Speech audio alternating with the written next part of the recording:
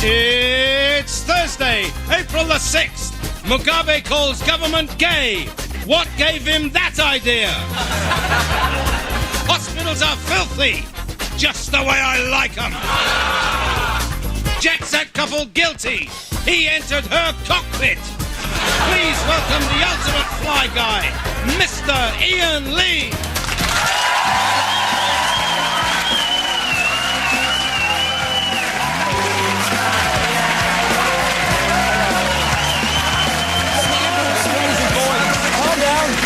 Just a lanky bug, that's all it is. Hello and welcome aboard the 11 o'clock show. Tonight we'll be cruising around business class looking for cheap birds to pick up. Because jet sex couple Mandy Holt and David Matchin have been fined for making a mess of the black box. Apparently the pilot's the only one allowed to adjust the flaps. They get worse. On the plus side, thanks to the publicity, they've been offered free tickets by Aer Lingus. But let's face it, air travel has always been a powerful aphrodisiac. Even the Pope can never resist slipping the tarmac a little bit of tongue now and then. You cheeky Pope, come on. And many's the time I've dreamt of a stewardess holding my salty nuts and helping me empty the contents of my miniature. But one word of warning, if you are going to play hide the sausage at 20,000 feet, please, please, please don't go outside for a post-coital cigarette. You will get sucked off, but only into the upper atmosphere. Ladies and gentlemen, please welcome a first-class girl for whom the sky's the limit, Miss Daisy Donovan.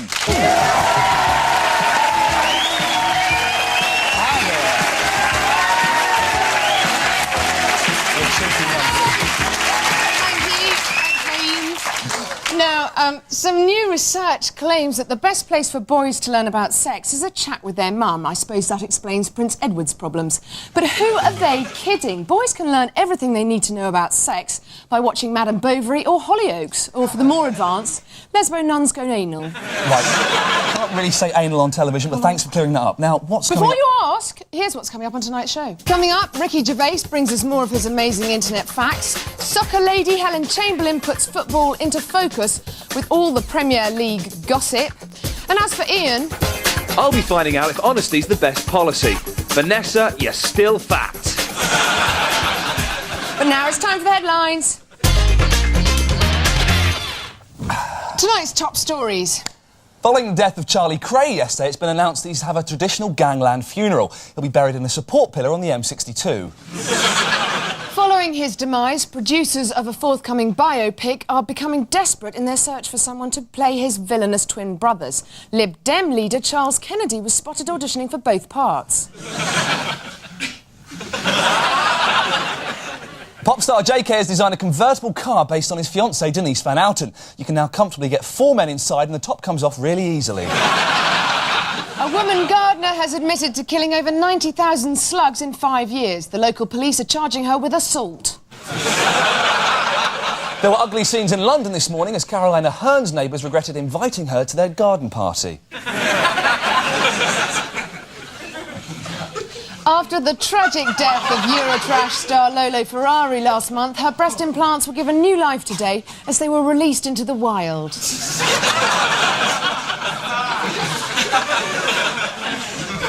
City News in the Bank of England today launched a new coin aimed at preventing beggars hassling people for small change.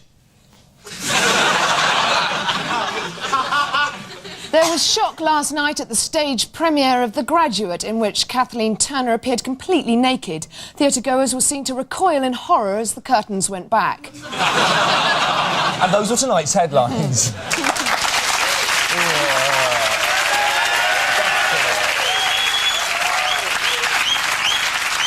This weekend sees the Grand National, the annual event that brings the glamour and excitement of putting £1 in the office sweepstake to pick out a horse that breaks all its legs at the first fence. But it's not all laughs. Here's Danny Boy with his report.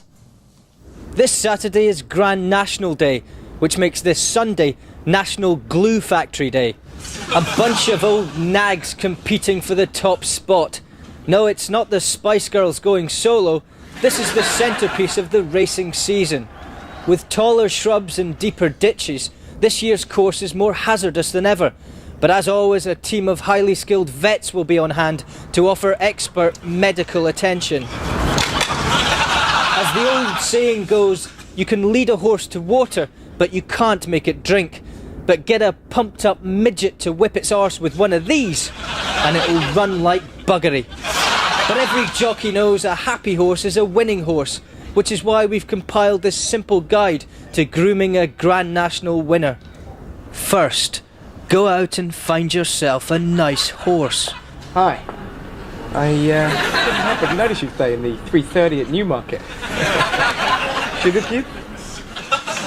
Don't forget to pay your horse regular compliments. Just remember, he's someone special too. Oh, you make me feel 5 feet tall. And you're hung like a horse. And finally, from time to time, indulge your horse in a little fantasy role play. If there was ever a case of horses for courses, this is it. For the winner, it's a place in racing history among all the top breeds. For the loser, it's a place on the specials board of a top Parisian bistro. This is Danny Boy for the 11 o'clock show, Aintree. Nice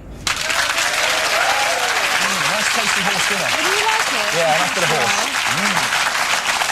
With .com company shares dropping faster than Martha Lane Fox's grin, public confidence in the internet is looking decidedly shaky. Here to guide us through the technical jungle is unlikely boffin Ricky Dean Gervais. Nice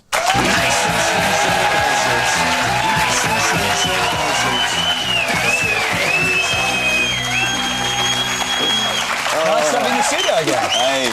What have you got for us this evening? Well, since we launched our website, and 2 weeks ago. yeah, it's going very well, and I remember talking about the internet facts, Yeah. but it's caught on because people are sending me some facts now that they found on the website. I'd like to really? share some with you. Please do. Genuine facts. Apparently, if you feed a seagull Alka-Seltzer, it explodes. Who found that out?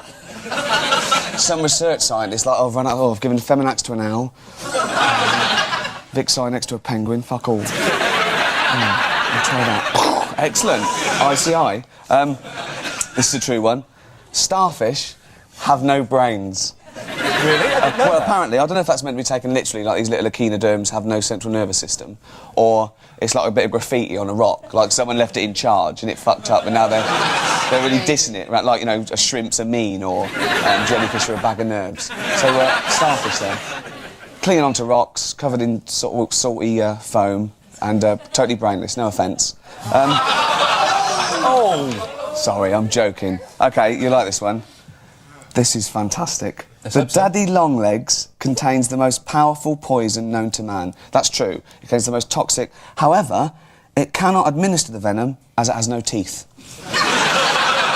What is the point of that? Do you know what I mean? So God, there, he'd made all the fish, made all the birds and the mammals, had a bit of stringy thing left over. There you go.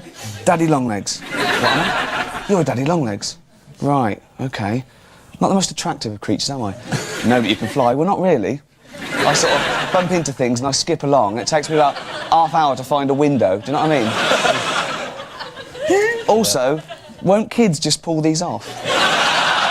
No.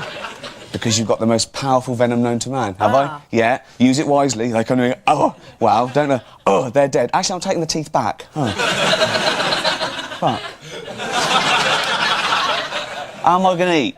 Well, you don't need to eat because you only live a day. A day? It takes me, I'm going to get out of the fucking room. Even if I actually fell on a slug that they might be able to sort of... They just have to duck it. Poor little thing.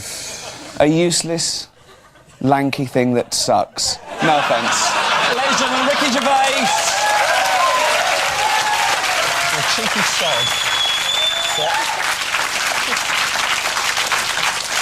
Daisy, I've got to ask, do you always tell the truth? No, I always lie. I'm lying now. Right, but if you're lying when you say you're lying, then when you... Oh, my head! Christ, I can't work it out! But is everyone as duplicitous as me? Ian went to find out. Or am I lying when I say that, Ian? The last millennium saw liars such as Jeffrey Archer and gentlemen thieves like Raffles prospering. But are we a more honest society in the 21st century? I've come here to Cardiff, home of the truth, to find out. Are you an honest person? Yes. How big's your cock? Huge. Now, that's a lie, isn't it? No, that's true. Let's have a look. Let's have a look. Who do you think is to blame for all this dishonesty at the moment? Is it politicians, the police, or that band that sang "Tell me lies, tell me sweet little lies, tell me lies, no, you tell me lies"? I don't think it is widespread dishonesty. Oh, okay. Supposing your fat ugly wife asked you how she was looking, is it acceptable to be dishonest then and say, "Yeah, you're looking fine, my love"? Yes, maybe. Do you do that often? Well, I'd rather not answer that. Okay, so can you tell if someone is dishonest just by looking at them, do you think? No, definitely not. Really, because there's a report out, you probably may have seen it at the weekend, there's a report out saying that all short men wearing black jackets, carrying books and leaflets with not much hair and thick glasses and look a little bit pervy are all dishonest. Have you noticed that to be true in your life? No. Not in this life? Would you ever pretend to be a heterosexual to get away from a man queering you up? I have done it, yes, I have You done actually pretend to be heterosexual? Yeah, like, only for a bit of fun, that's all, yeah. Supposing the Queen had to suck you off as a matter of national security, would it be okay to be dishonest about that? You can't say that about the Queen. Supposing for a matter of national security? Yeah, it would be alright. Yeah. As a gentleman thief yourself, what makes a good thief? What makes a good thief? Not getting caught, for one.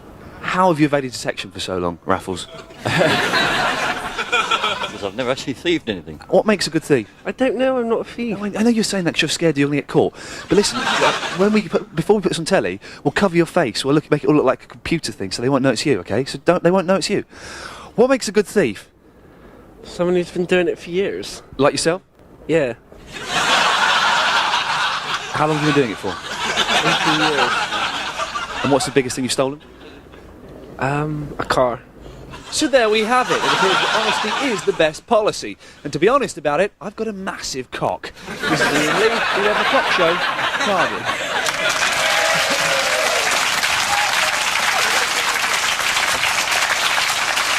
Now, at the moment, the unemployed will only get out of bed for two reasons. Either wipeout has just started or a wipe up is needed. But that's all about to change. A report out today reveals that the DSS are planning to catch dolies out by ringing them at home. But don't worry, as long as you say what they want to hear, there's no need to change your lifestyle. Just stick to our do's and don'ts of dole dodging. The phone rings. Question 1. When was the last time you worked? Do say. A month ago when I voluntarily drove a sunshine bus to the beach. Don't say. Thank you for calling Tarmac You Like. Luke, put some pence on for Mummy. Question 2. We rang you yesterday. Where were you? Do say. I must have been cold calling for work. I find it helps to meet people face to face. Don't say. Would you answer the phone if you're up to your nuts and your brother's wife? Question 3. We have a vacancy in the butchers with an immediate start. Do say. Great. What are the career prospects? Don't say. Brilliant. I've been cutting up rabbits all morning. Can I bring the knives home? Question 4. Are you available for an interview this afternoon? Do say. Yes, of course. You say where and I'll be there. And early. Don't say. I've got nothing to wear. I only own one pair of pants. I've just spilled a pot noodle on them. Question 5. Is there any disability that prevents you from working? Do say. Nope. I'm in perfect health and available for any job. Don't say. I'm sorry, I'm deaf and blind. Then drop the phone and pretend to walk into the wall. And finally, question 6. You've turned down 3 jobs in the last week. Do you want to work? Do say. I'm clinging on to the hope of that perfect job. Don't say. I'm clinging on to my cock right now. Can I phone you back later? And that was our do's and don'ts for dodging the social.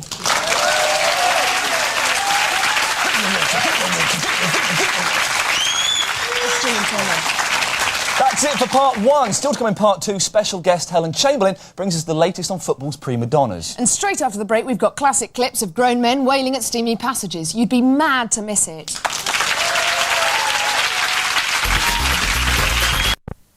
His lover and the Bible. Oh, and the joy of sex. That book put my back out for weeks. Christ, books are a sodding danger.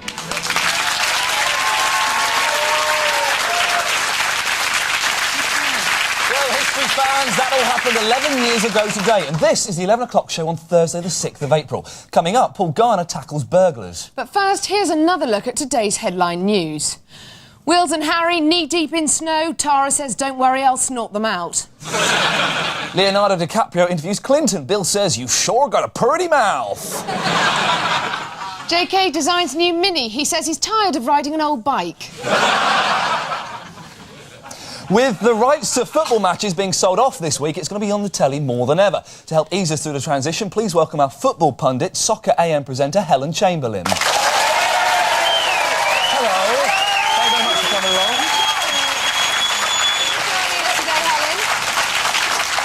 along. Now, according to a survey out in today's papers, West Ham fans are the most stylish supporters. Do you agree? I thought it would have been Chelsea, just because of the position that Chelsea is in the posh bit in London.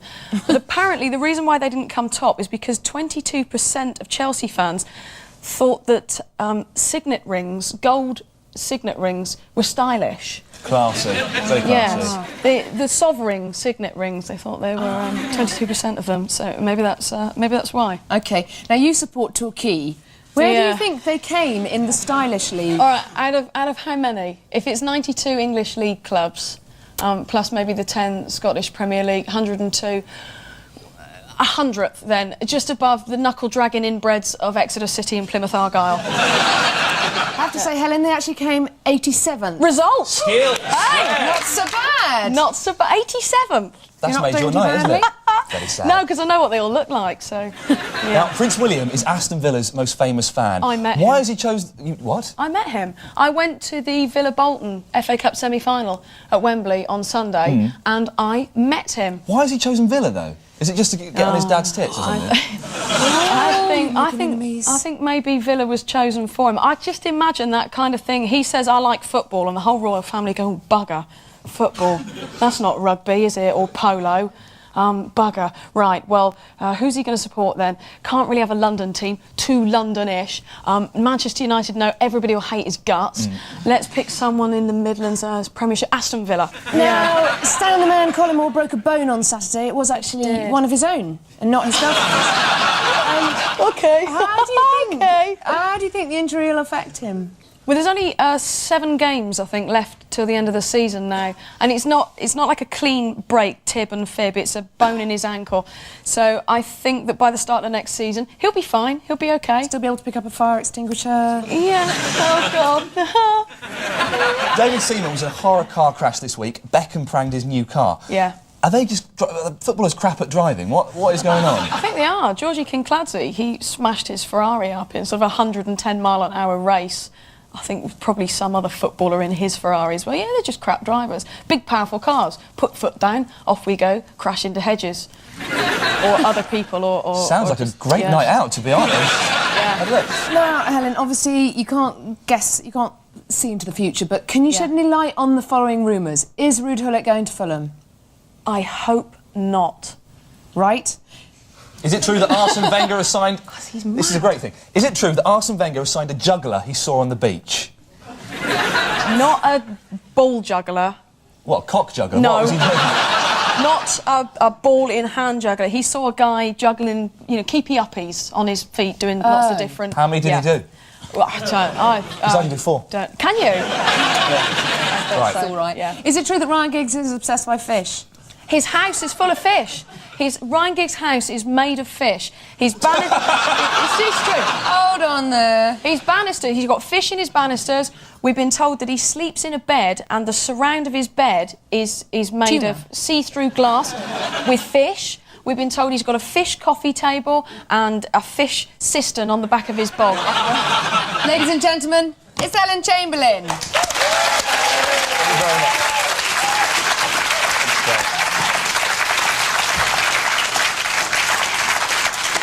There was a time when people could leave their front doors open, their kids played in the road, and everyone in the street was like a member of the family. Those days still exist, but only for Cornish divvies. The rest of us spend our lives trembling in fear behind locked doors. For more on this disturbing trend, here's Paul Garner with a special report.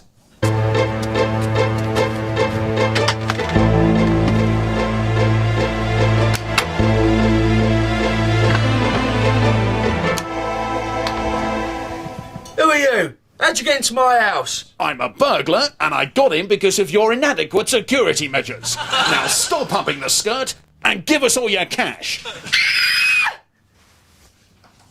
They say an Englishman's home is his castle, but without proper security, you may as well have lowered the drawbridge and drained the moat, leaving your property an easy target for the home intruder.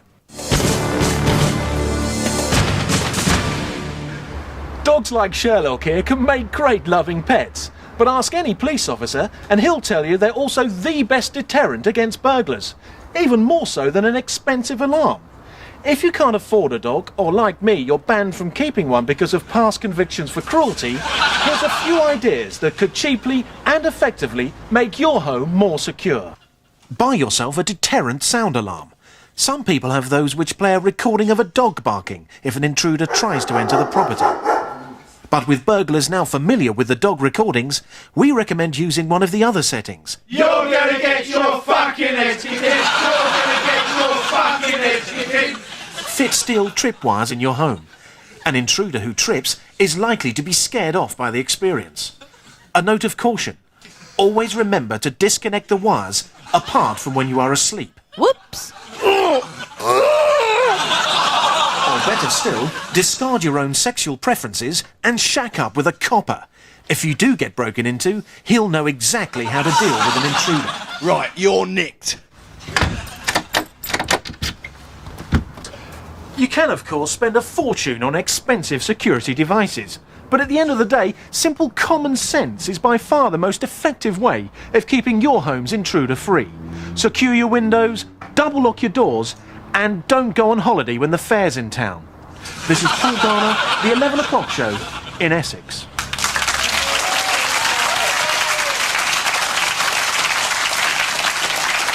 They say good things come in small packages, but try telling that to the man who's just been sent his wife's ear through the post. Time now to find out who's been held to ransom and who's had their demands met in this week's Good News, Bad News.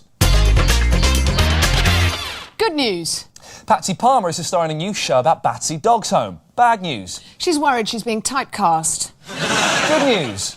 A mother has had her 21st baby. Bad news. Her husband now has to be lowered in on a winch. Bad news. Underarm deodorant can give you cancer. Good news. For the French. Good news. Prince William raised the roof by singing YMCA at a school karaoke. Bad news. Harry then ruined the mood with his version of Candle in the Wind. Good news.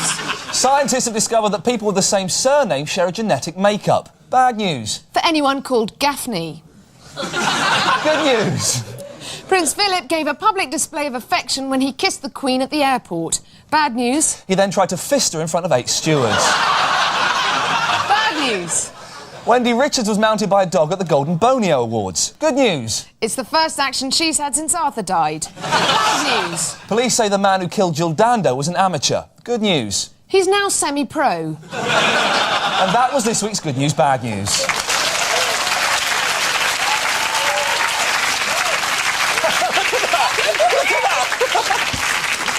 That's nearly all from tonight's show. Before we go, as horse enthusiasts await this weekend's Grand National, suspicions are growing that the event may have been nobbled by a Middle Eastern betting ring.